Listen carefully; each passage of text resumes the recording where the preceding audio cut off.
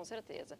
Vou pedir para a Carolzinha participar aqui do programa hoje, pedindo para vocês mandarem SMS aqui com dúvidas sobre a questão do testamento. Aí, se tem alguma questão que não sabe muito bem sobre a divisão aí do patrimônio do Marcos Paulo, manda aqui pra gente, né, Carolzinha? Bom dia, Claudinha. Bom dia. Antes de passar os contatos do TPM, queria mandar um super beijo e agradecer o Wagner da Beauty Company, que fez minhas mechas. Quem quiser marcar um horário com o Wagner, o telefone da Beauty é 33340014. E os contatos do TPM para as perguntas é código 519282 3806. E também pode participar pelo Facebook, né, Claudinha? É facebook.com/programa Tudo para Mulher. Com certeza. Participa aqui. Manda e-mail pra gente também, programa tpm@ubratv.com.br. Doutora Rochelle, tu falaste que ele escreveu essa vontade de deixar essa parte do patrimônio para ela. E se fosse só falado, se ele tivesse dito aos amigos, um acordo falado também vale ou ele precisa ser registrado? Ele vale, porque é a mesma modalidade, tá, desse aditivo que está sendo noticiado. Ele poderia, em última vontade, na presença de testemunhas, manifestar essa última vontade. Mas aí não é o caso, porque ele estava lúcido.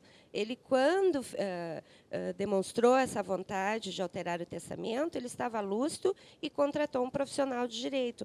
Mas, em casos excepcionais, que ele sofresse um grave acidente, por exemplo, e, naquele último momento, ele dissesse que ele queria alterar, isso também poderia ser essa situação também poderia ser validada por um juiz, desde que tivesse testemunhas, né? E desde que ele não tivesse vício de vontade nenhum.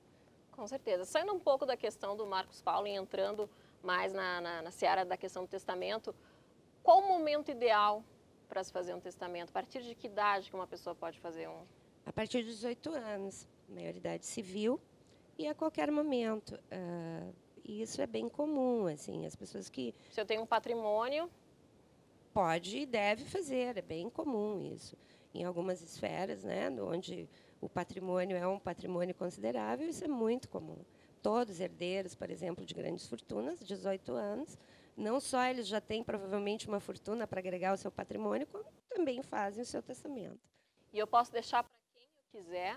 Há pessoas que deixam até para animais de estimação, inclusive. Pois é, que falta de amor ao ser humano, né? Mas, enfim, não que animais não mereçam, né?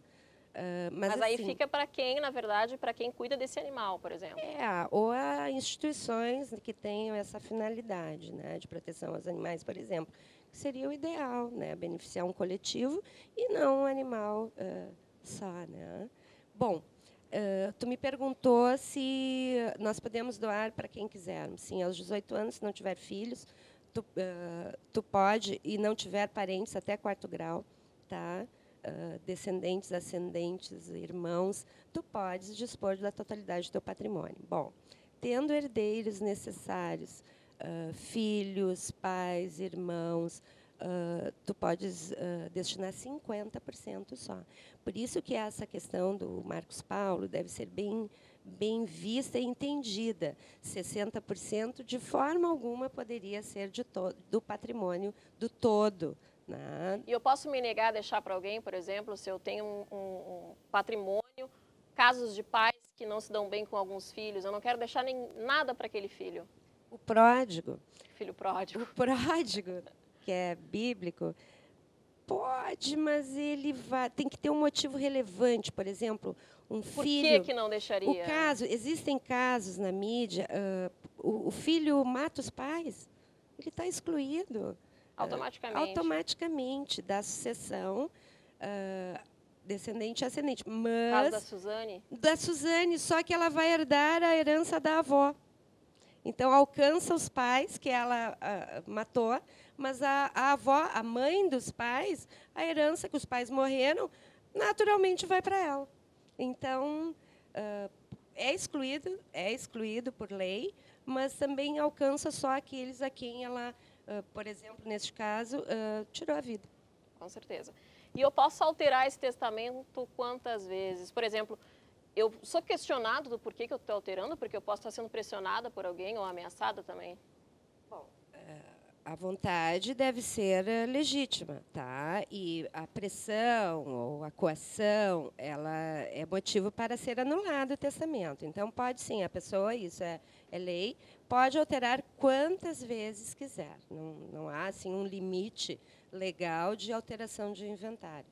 E aí, nos casos públicos, vai no tabelião e pede alteração. Mas aí é quando a pessoa tem tempo de fazer isso, né? Nesse caso do Marcos Paulo foi excepcional. Ele só aditivou, mas, ao que eu vi assim, noticiado, ele não formalizou, né? E aí, por isso, precisa ser confirmado por um juiz. Se ele tivesse tido tempo e fosse no tabelião e alterasse esse testamento público, não precisaria outorga de ninguém, seria líquida e certa. E agora, essa parte do testamento para ela, para a companheira, não é líquida e certa ainda. Com certeza. Carolzinha tem uma pergunta? Sim, tem. A Gabriela, de Porto Alegre. Ela está falando sobre o caso do Marcos Paulo. No caso, eles não eram casados no papel. Se eles não tivessem 6 anos de casamento e se não tivesse nenhum testamento, ela teria direito a alguma parte?